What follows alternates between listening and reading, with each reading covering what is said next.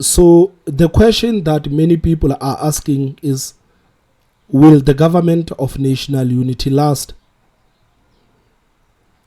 Will the government of national unity last? And if it does, what will the future look like under the government of national unity? I think people are asking themselves this question because they are looking at the relationship of the ANC and the DA, and they are not happy about where this relationship is. You look at these two political parties, they seem to be on two opposing ends. They are not on the same page. If anything, if you look at the relationship of the ANC and the DA, it's almost as if they are at war with one another. And I think that the political party that will have a lot to answer for, it is the Democratic Alliance. The reason why I'm saying that is because the Democratic Alliance, it is the political party that has helped the ANC to elect Ramaphosa as the president of the country. I mean, we know for a fact that EFF and Umkhonto we Sizwe, they were not in favor of the idea of Ramaphosa being the president of the country again. So if it was up to the EFF and the MK party, Ramaphosa was not going to be the president of the country. But the DA went ahead and voted with the ANC to have Ramaphosa as the president of the country. The DA, it is the political party that has helped the ANC to elect Thoko Didiza as the Speaker of the Parliament. What did Ramaphosa do after the DA has elected him to be the president of the country? What did Ramaphosa do? Ramaphosa said, guys, we are forging a government of national unity, and we are inviting all the political parties to come and govern with us.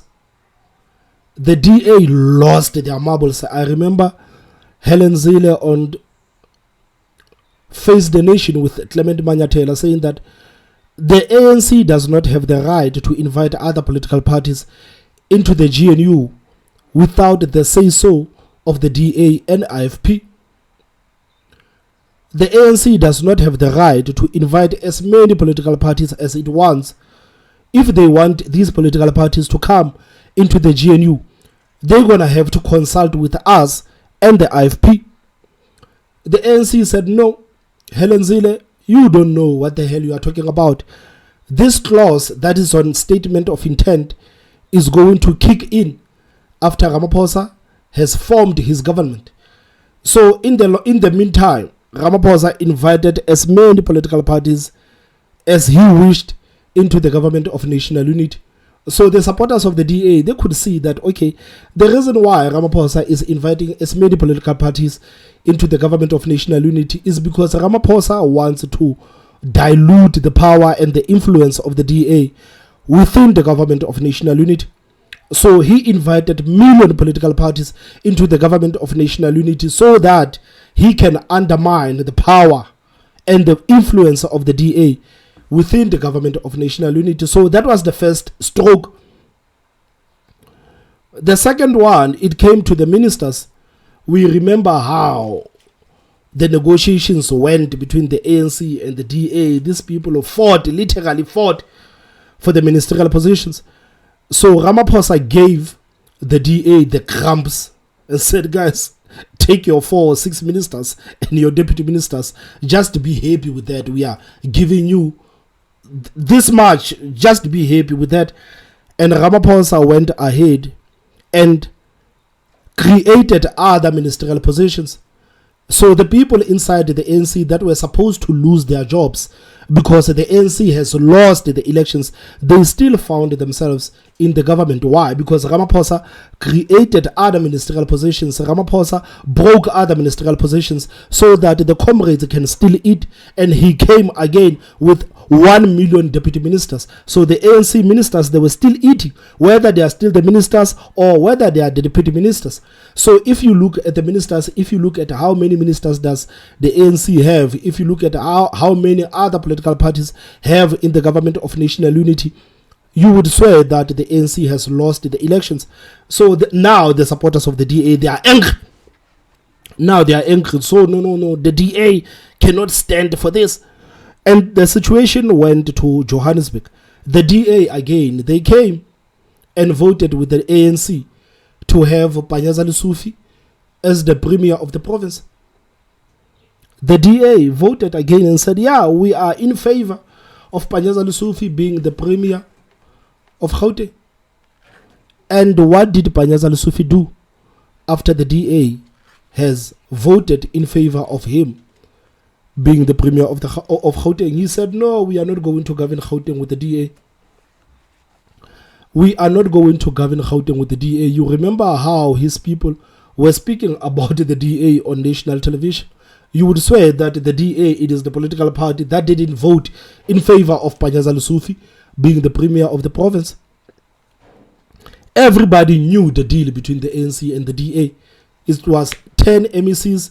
The DA was willing to take 3 if ANC would share these 7 MECs with other political parties, and the ANC wanted to take all 7 MECs, and the DA said, no, you cannot take all the MECs. You didn't win the elections. What actually makes you think that you deserve as many MECs as possible? Because you didn't win the elections. The ANC said, no, we are not going to govern with these people. These people are arrogant. We are not going to govern with them. So the DA ended up pulling out of the governance in Johannesburg because Panyaza Lesufi and his people literally sidelined them. So right now, as we speak, the ANC has a lot of MECs in Johannesburg. If you look at the MECs, if you look at the cabinet of Panyaza Lesufi in Johannesburg, you would swear that the ANC has won the elections in Gauteng, and the ANC lost the elections in Gauteng. Panyaza Lesufi saw it fit to govern with a minority government instead of getting into a working relationship with the DA, the same DA that has voted in favor of him being the premier of the province. So now the DA members are furious. Now they are furious at their own political parties. They say, man, how are you going to allow Ramaphosa to dilute your power into the government of national unity? How are you going to allow Ramaphosa to create other ministerial positions to make it look like the ANC won the elections? Right now, the same ANC has sidelined you in Johannesburg. Just when the supporters of the DA were about to forget about the fact that Panyaza Lesufi has sidelined them in Gauteng, Ramaphosa said, yes, we are going to sign the Bella Bill into law. The DA threatened to leave the government of national unity if Ramaphosa were to sign the Bella Bill into law. And what did Ramaphosa do? Ramaphosa didn't care that the DA was threatening to leave the government of national unity. He went ahead and signed the Bella Bill into law despite the DA, his partners, being against the bill. So Ramaphosa said he didn't even think that it was okay to sit down with the DA and to try to make his partners understand, the same people that has elected him to be the president of the country. He said he didn't care about those people. He went ahead and signed the Bella Bill. And the same DA that said we are leaving the government of national unity if Ramaphosa signs the Bella Bill, they said, yeah, it's okay. Let's see where it goes. ANC said, okay, you guys didn't hear us. You think that was enough? No, it is not enough. We are going to work with the EFF and Action SA to get rid of the DA mayor in Tshwane. So now, the reason why I said the DA, it is the political party that has a lot to answer for, is because a lot of their supporters, they are not happy about these things that I have mentioned. A lot of DA supporters, they are saying, guys, how long are you going to allow the ANC to backstab you without you doing anything? How long are you going to do that? Are you going to sit there and allow Ramaphosa to actually walk all over you without even taking action? Are you guys just happy with the fact that you got a few ministerial positions and now in the DA you have the blue lights? Is that what you people are happy for? We are not happy about the fact that Ramaphosa has been working circles around you. We are not happy about that. So, will the government of national unity last? Will the government of national unity last? And if it does, what will the future look like under the government of national unity? And so what does the future look like if you can stay into that crystal ball, or rather, as you said at the beginning, the trends? If you read the trends of this partnership that you've got with the ANC, um, imperfect as it may be, what does the trend look like for this partnership at national level, going into 2029, but more importantly, going into the local general election? Do you think that this partnership has life in it and can yield something for voters? Should people be looking at kind of a future where there is this uneasy partnership that can deliver for them? Or are you hoping that going into the local general election, more people will vote for you, then you can discard the partnership? Well, the DA's key brand attribute is that we are better in government. And where the DA governs, things do get better for all people. More jobs are created, unemployment comes down, the electricity stays on, you don't have sewage in your water, all the things that really matter to people. Potholes get fixed, that sort of thing. And when we take over a broken Oh, what's happening? well, the DA's key brand attribute is that we are better in government. And where the DA governs, things do get better for all people. More jobs are created, unemployment comes down, the electricity stays on, you don't have sewage in your water, all the things that really matter to people. Potholes get fixed, that sort of thing. And when we take over a broken municipality, it takes time to get all of that basic stuff right, but we do get it right eventually. Now, we're a party about governance, right? And more people are going to start realizing how important that is. Water is going to be the country's next major crisis. And in Gauteng, it's going to be particularly bad. And if you think an economy can't run without electricity, try making an economy run without water. You can't do that. So more and more, this concept of who is better at government is going to become existential for South Africa, and most particularly for South Africa's cities. Now, both the ANC and the DA got a big electoral bounce through the GNU. People like the GNU. 66% of people of all races support the DA's presence in the GNU. So we got a big electoral bounce in terms of support through the GNU, but then so did the ANC as well. And the critical thing is, can the ANC hold together all its warring factions? I spoke to you earlier about the three things that make a party survive and grow. Those three things being a core political philosophy, an organizational machine, and the capacity to crowd in talent. Those are the three critical legs on which a political party stands and grows and thrives. If you look at the ANC, they've got none of them. They don't have a core political philosophy. What is the ANC's political philosophy? They stretch from EFF-type totalitarians on the one side to probably constitutionalists on the other side. But it's a whole inchoate mess. They don't have a default political philosophy. That's a huge weakness in a party, because they haven't got a set of core policies that guides them, or core principles that guide them in every decision they make, whether it's a policy decision, whether it's an action, whatever it is. The second thing is they no longer have a machine. That machine is in tatters. It can't function. It only works on patronage. And the minute you lose power, patronage no longer works, you see. And that's why when the ANC loses power, it goes backwards at such a rapid rate. And the third thing is they can't crowd in talent. They can't crowd in talent, because talent knows that they will get nowhere if they're not properly connected. Somebody in the ANC, and I was in the ANC many years ago in I was a big supporter of theirs in the 1980s.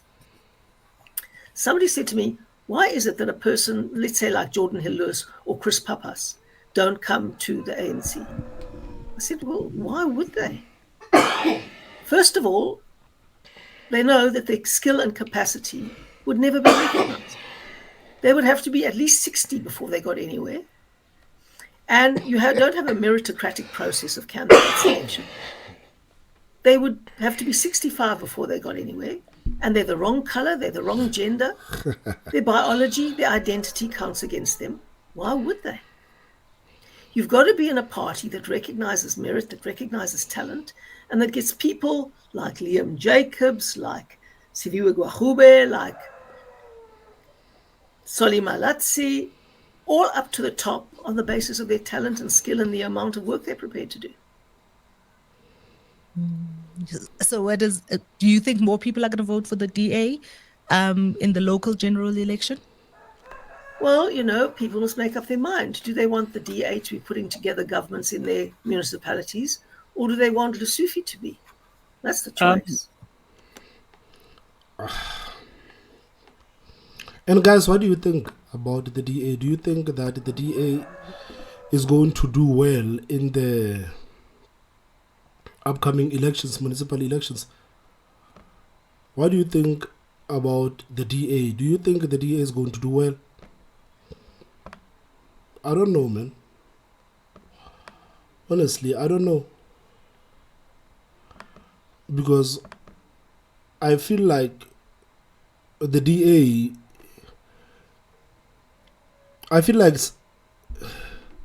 or I can say that they must not undermine how the supporters are angry with them allowing the ANC to do everything they want without holding the ANC accountable. I think this is one of those issues that many DA supporters are not happy with, that the ANC, they still carry on doing as they please. It's like the DA is not there to actually hold the ANC accountable. So I think the DA needs to be careful. They need to be careful because they cannot just rely on the fact that we are good in governance. They cannot just rely on the fact that we have a philosophy.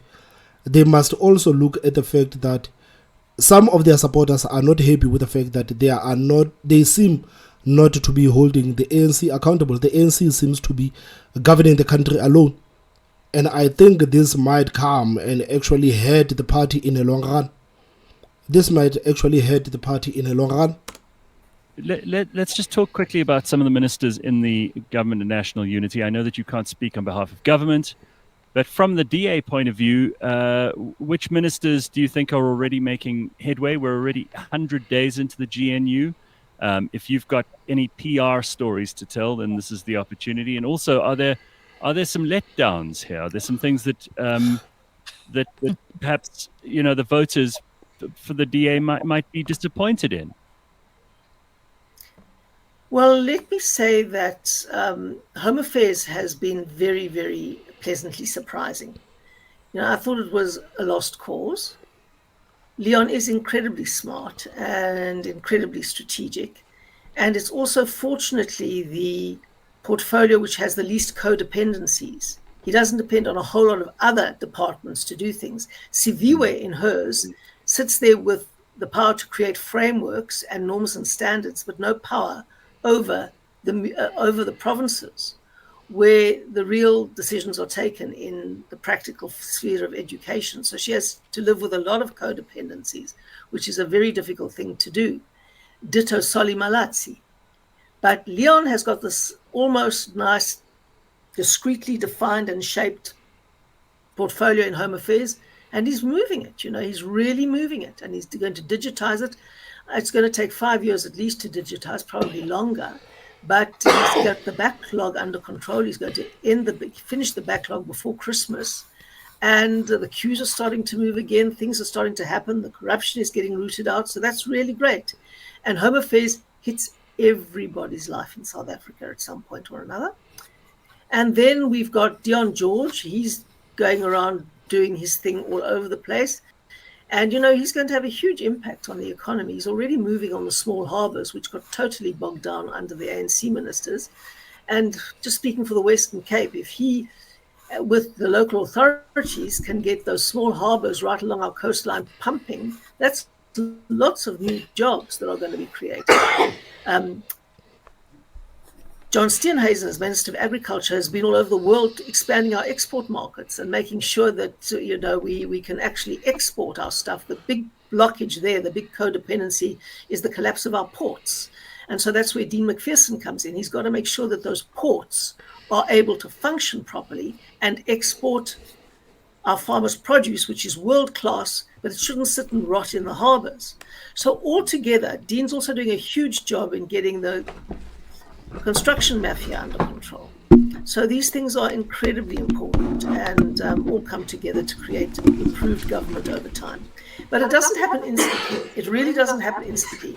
Turning around an ANC mess takes a lot of effort, a lot of teamwork, and a lot of time.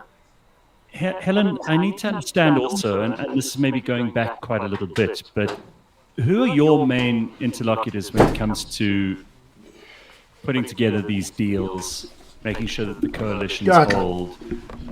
Who do you pick up the phone and talk to in the ANC? Well, the right person for me to talk to is Fikile Mbalula, and I talked to him quite a lot. I found him to be actually very amenable, and he can listen as much as he can speak, which is a very good thing. And he's much more nuanced and reflective than I expected him to be. So I've built up what I think is quite a constructive relationship with Fikile.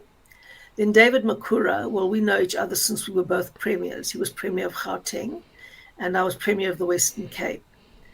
And we had a very good relationship then. It was critical for South Africa that Gauteng succeeded.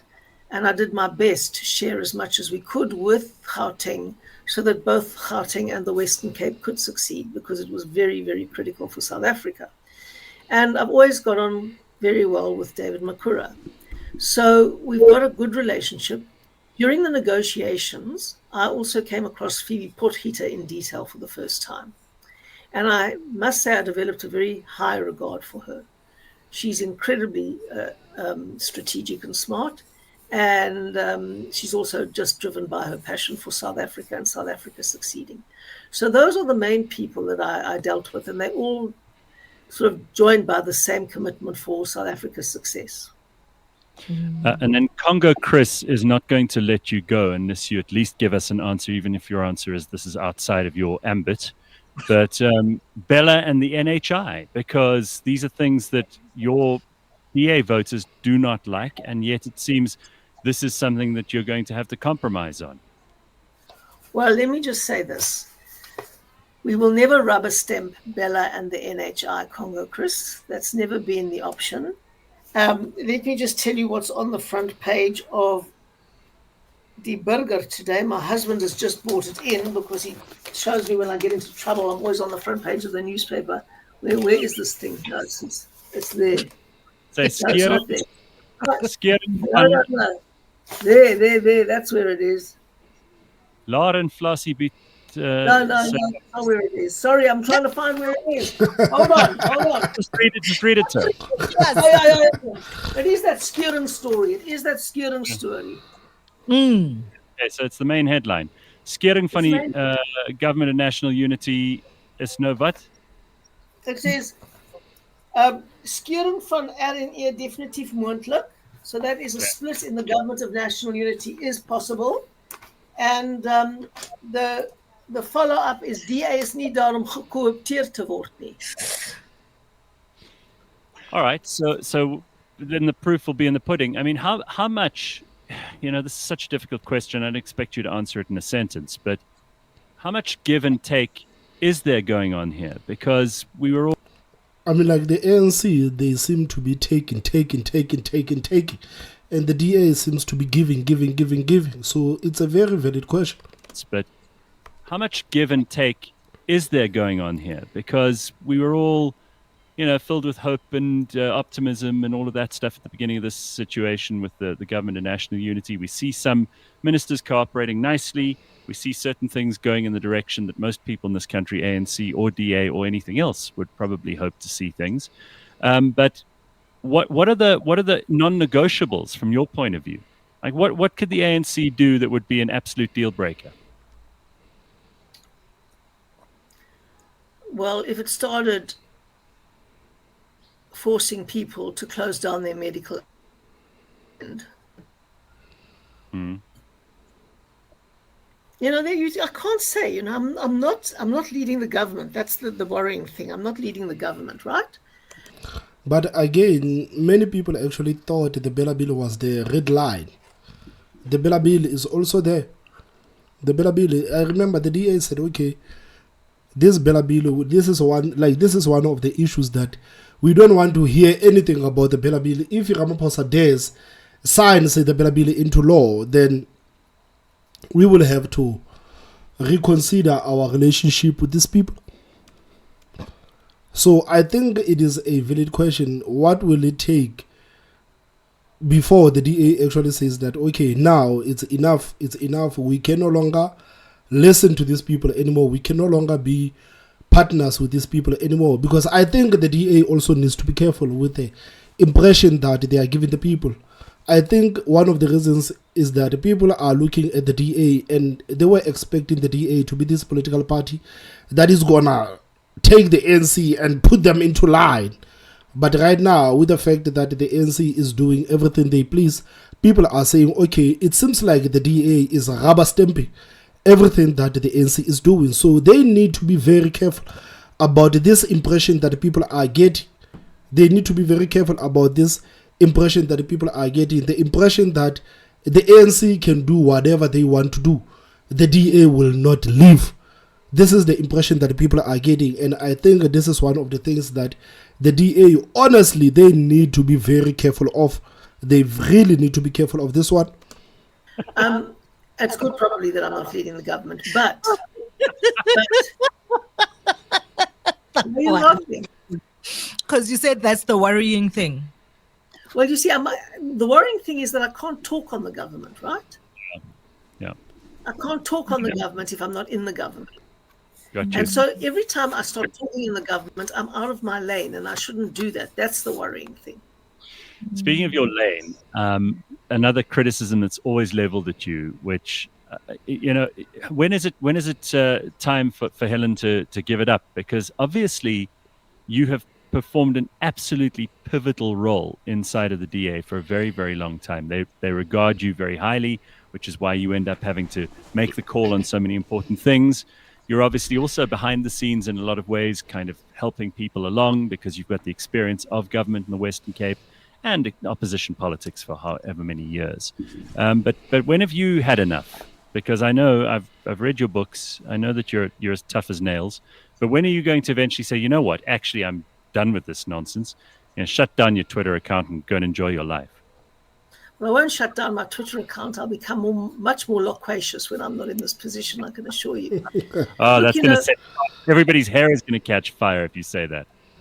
I think so. Anyway, the bottom line is that I have two of the most magnificent grandchildren you can imagine. Of course, I'm a most objective grandmother, as you can also imagine. Sure. And every time I'm with them and taking them out and doing things, I think, I must give up this up thing. But, I'll go when I'm completely convinced that the DA has such a depth of leadership that it's not going to make any difference. Okay. And we're not there yet, huh? We're getting there. We're getting there very quickly. We weren't there in 2015 when I stepped down. All right. Well, thank you for your time this morning. It's always valuable to speak to you, Helen. And, there are people in the comment section here who said you can't really argue with Helen. I don't know. I think you're the kind of person that people like to argue with. Sometimes they win, very rarely. A lot of the time they lose. But I appreciate the fact that you're always willing to talk about these things. And it's an unenviable position. I wouldn't want it. So well done. I love it. So, guys, how do you think everything is going to pan out in the local elections? How do you think everything is going to pan out? What are the blind spots that I'm not seeing? What are the blind spots that I'm not seeing? I mean, right now, if the ANC manages to get a lot of support in 2026, I mean, it will have to do, I mean, like, if ANC gets a lot of support, then clearly the DA will have to get much more support, because without these political parties, the ANC was not doing as good as they have supposedly done. So which political parties do you think are going to perform well in 2026, and which political parties do you think they are going to get hammering in 2026? Guys, please tell me what you think on the comment section. Don't forget to hit that like button, and the most important part is subscribe. My name is Thomas Mabal, so I will see you next time. Bye bye.